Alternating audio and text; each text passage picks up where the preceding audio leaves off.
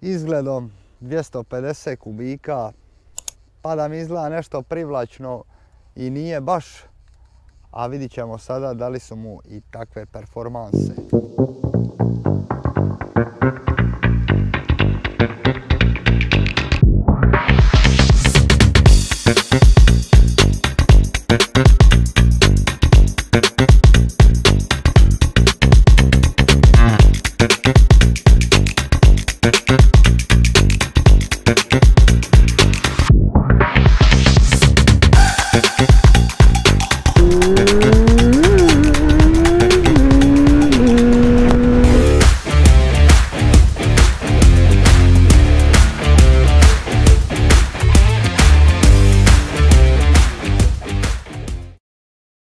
Dobar dan, pozdrav svima, dobrodošli na još jednu recenziju. Danas na repertoaru imamo ne Honda CBR 650, ne Honda CBR 500, već Honda CBR 600F. Sjećamo se staroga CBR 600F koji je bio jako robustan i nije bio ovako mršav i uzak kao što je i ovaj. Međutim, ono što smo mi danas došli provjeriti, da li je on takav zapravo i na cesti. Neko će reći Honda Hornet u oklopima i bit će u pravu, jer stvarno sad ovi šleper došao.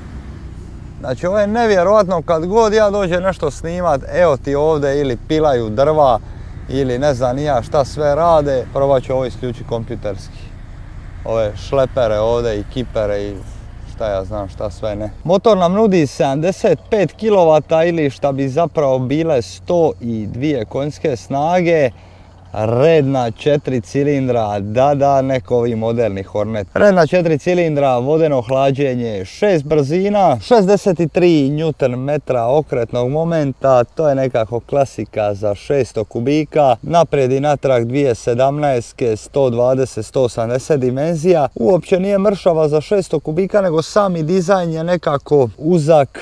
A ovaj sic ili sjedalo iz komada za vozača i suvozača govori nam puno o tom F segmentu. Visina sjedišta kao što vidite 81 cm. Dugi rezervar, uski rezervar od čak 18 litara. Potrošač je, zavisi kako ga vozimo kao i uvijek, 193 kg, ali će definitivno biti zanimljivo i ono u usporedbi sa Hornetom što mi se svidjelo što ovaj motor ima štelanje uvjesa, znači da ga možemo podešavati i za sportsku vožnju i za touring vožnju i naravno da li se vozimo sami ili s nekim ili sa prtljagom ili bez nje. Proizveden u Italiji.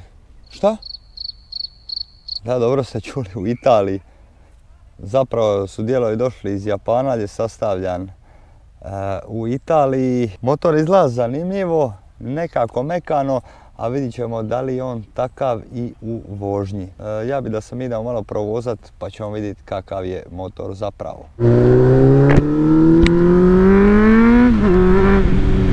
Evo nama našega Horneta u oklopima. Zašto to kaže? Znači 2011. godina dobili smo CBR-ovu mašinu, naravno malo izmijenjenu. 4 cilindra, ne pričamo o ovome modernom Hornetu što mu fale 2 cilindra. Znači ono, ajmo reći da je to nekako pouzdan motor. 2011. godine ovo je bio jako dobar motor zato što smo dobili nekakav sport tourer mali, jer ovo realno po položaju ruku vidite kako izgleda volan, uopće nije ono super sport, nego smo dobili malo bolji položaj sjedenja, a opet položaj sjedenja nije previše penzionerski. 4 cilindra, prekrasan zvuk, oštar zvuk Hondin.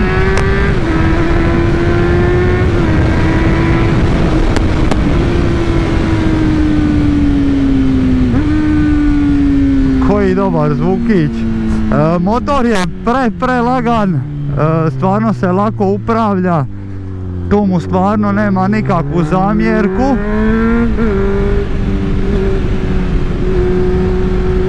Lipo ide u zavoju ovako na nekakvim srednjim okretajima. Doduše dok se motor ne otvori skroz u visoke okretaje, kao što je to inače slučaj kod 4 cilindra, treba ga malo sačekat, ali je dosta sladak na gasu. Nerviraju me ove kratke ručke, nekako volio bi da je malo veći volan, to jest malo širi, ali onda bi bio širi od retrovizora, a onda to ne bismo mogli voziti. Samo sam sad upalio i dalje gužva, samo da čujete ovaj prekrasan Hondin oštar zvuk.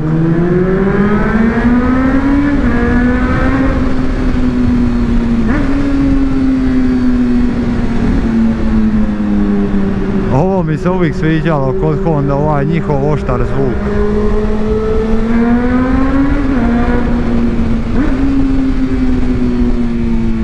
Odlično.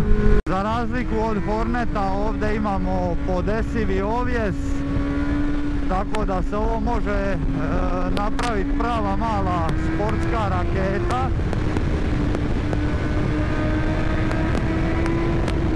Prednji kraj na ovim brzinama je dosta težak i samim time mi ga to čini stabilnim, a ne treba vam govoriti da mi se to jako sviđa. Momenat tek kad dođe na 9000 imamo, da tako kažem, puni potencijal ovoga motora. Precizan u okukama, znači di ja gledam tu me motor i vozi.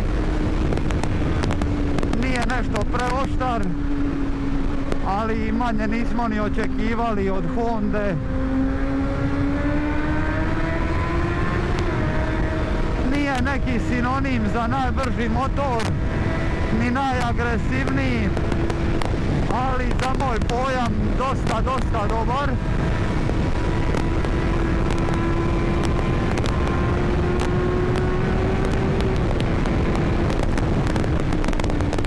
Zaštita od vjetra, dobra u predjelu glave, međutim u ramenima baš i ne.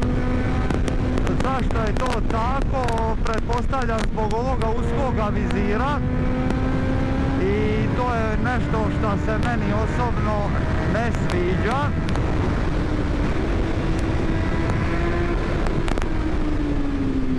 Kočnice dosta dobre, neću reći izvrsne jer mi fali malo agresije, međutim dosta dobre je definitivno riječ koju bi upotrijebio. Također taj vjetar u ramenima mi jako smeta, a opet motor nije sportski da mogu leći, to je sakrit se iza vizira, jer me jednostavno njegov položaj, bez obzira da sam u sportskom položaju, to jednostavno motor ne traži od mene i nije prirodan položaj naravno.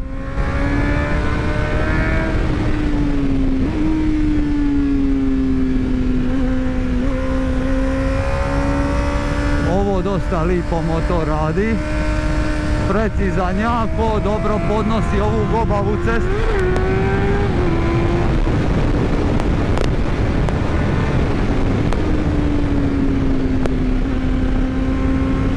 Malo mi poskakuje zadnji kraj, ali to je zato što je vlasnik motora dosta teži od mene i onda je motor, pretpostavljam, podešen po njemu, a samim time onda znači onaj rebound, vraćanje na puno većoj poziciji i onda kad dođe neko lagan prebrzo ga vraća natrag.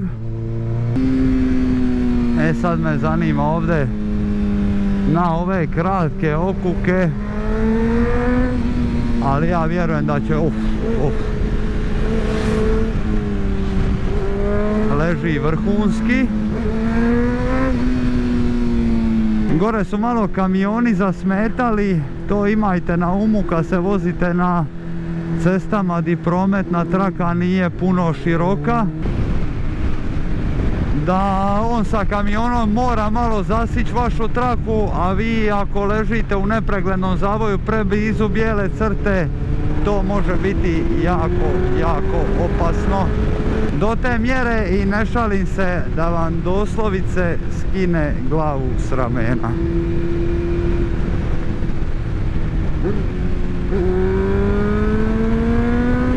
Ajmo sad vidjeti ovdje, ali mislim da će me ovdje oduševiti po voznosti.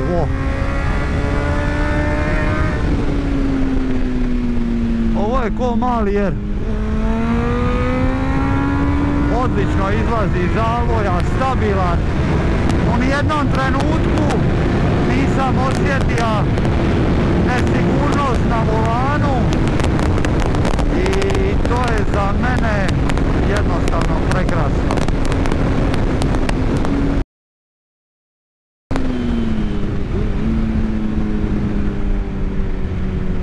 A i ovi šupci suprotnog smjera da niko nije mogao.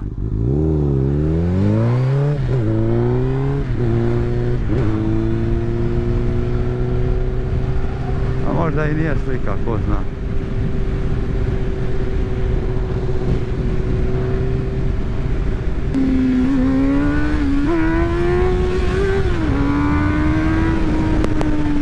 Kako slaže zavoje motor, to je čudo.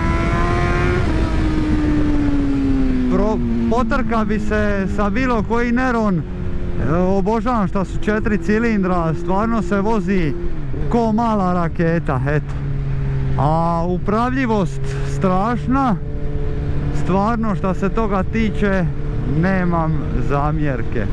Motor je u pravilu skoro pa savršen. A zašto kažem skoro pa savršen? Znači ima ti nekih malih mana, preuzak vizir, malo tuče vjetar u ramena, retrovizori su preširoki, a motor preuzak, ružno prednje svjetlo kao što ste vidjeli, ali dobro, ne valja sad puno ni cjepidlačit. Šta se tiče vibracija, prisutne samo na nekim srednjim okretajima na rukama, ali ništa strašno.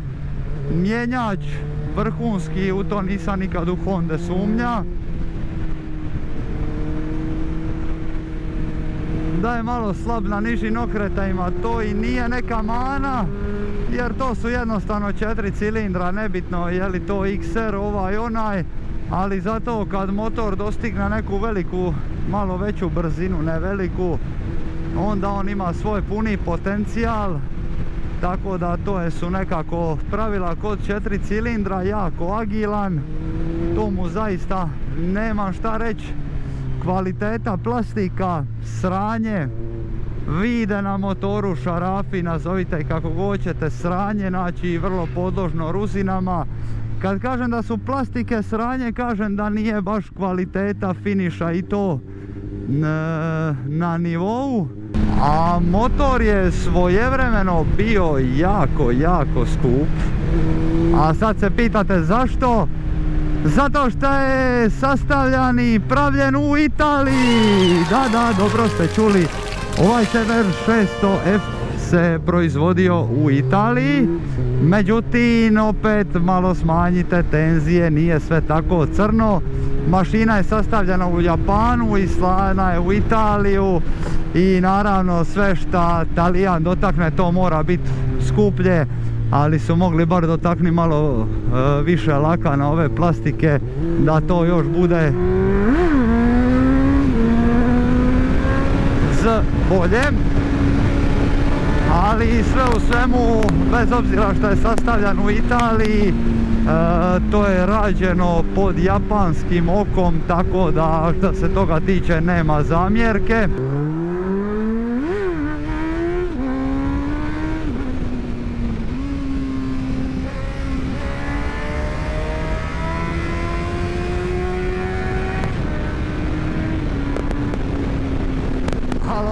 Moram priznat da motor leži bomba i to mi niko od vas ne može poreći.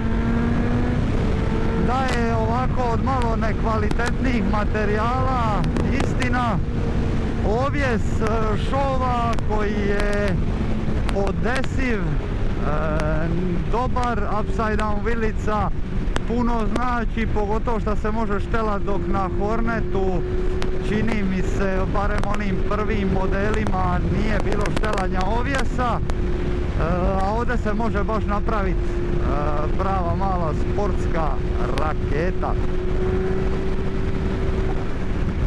Tako da motoru bi zamjerija sve i ništa.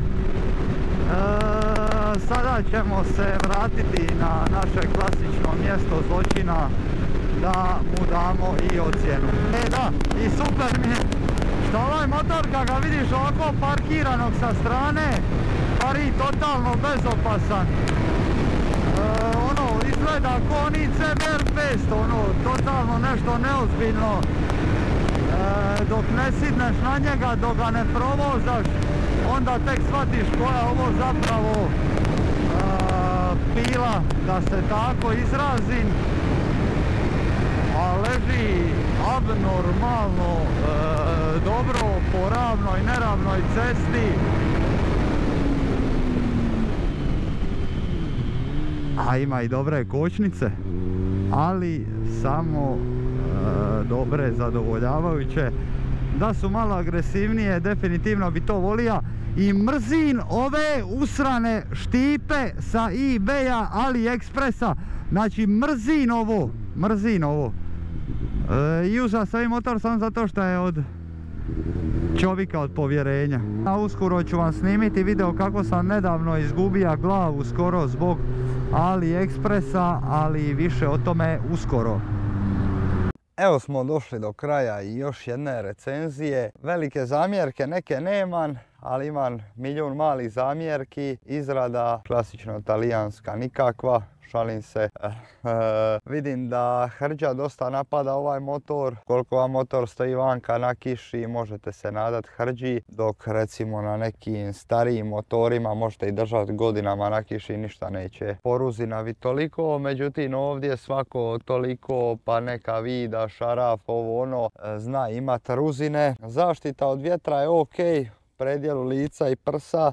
Međutim, osjeti na velikoj brzini vjetar na ramenima. Pogotovo za nekoga koji je još malo širi od mene, vjerujem da mu to dosta smeta, zato što je vizir napravljen jako usko. A i cijeli izgled motora je dosta uzak. To se meni ne sviđa iz razloga što napravljen je da bude aerodinamičan i zaista je on aerodinamičan, ali ništa manje ne bi bio aerodinamičniji da je recimo širi i onda samim time izgleda jako mekano, ali pozitivna strana toga je što je jako varljiv. Kad ga vidite naoko, pari neka mala beba igračkica, a kad date gasa možete se smijati ispod kacige. Ta redna 4 cilindra imaju snage, ima motor sa ovim Mivon vrhunski zvuk, naravno atestirano, sve upisano u prometnu dozvolu. Znači zvuk je dosta dobar, motor po zavojima jako precizan, ne preoštar i jako upravljiv. Udobnost onako nije loša.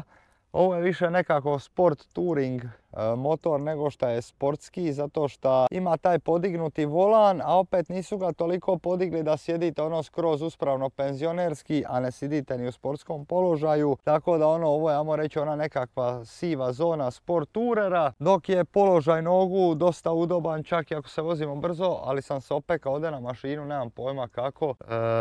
Vjerovatno zato što je nekako malo nabijeno, doduše Honda inače je namijenjena za malo niže ljude, tako da i neko visok će se snaći na njoj, samo će izgledati malo smiješno. Finish, ne znam šta bi rekao, katastrofa.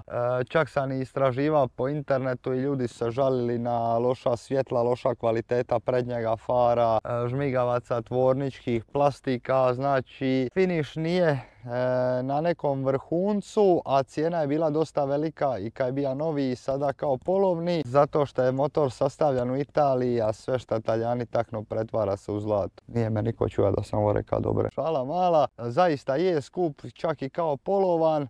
Šta se tiče ovjesa, tu bi da dosta dobru ocjenu, može se i štela, tako da svakoga može podesiti po sebi kako mu najviše odgovara. Odgovaralo bi mi da je malo volan širi, to bi mi uvelike pomoglo. Kočnice su ok, volija bi možda da imaju malo bolji ugriz, do duše. Vjerujem kad bi motor bio moj, kad bi ja stavio neke druge pločice, da bi onda dobio malo tu agresivniju kočnicu, a kad bi stavili pletena kočiona criva i još bi i bolju stvar dobili, tako da tu nema neke velike filozofije, osim da ovome motoru dam jednu čvrstu osmicu. Dobar je u svemu, nije loš u ničemu. Mjenjač klasično Honda, ono mekan ko duša i ne znaš da si prešaltao u brzinu, ali motor je definitivno zaslužio tu osmicu. Nadam se da se slažete sa tim, da vam se svidjela ova recenzija. Ne zaboravite se pretplatiti na kanal, lajkajte, šerajte i ostavite u komentaru također koji biste voljeli sljedeći motor vidjeti na recenziji i vidimo sljedeći put. Pozdrav!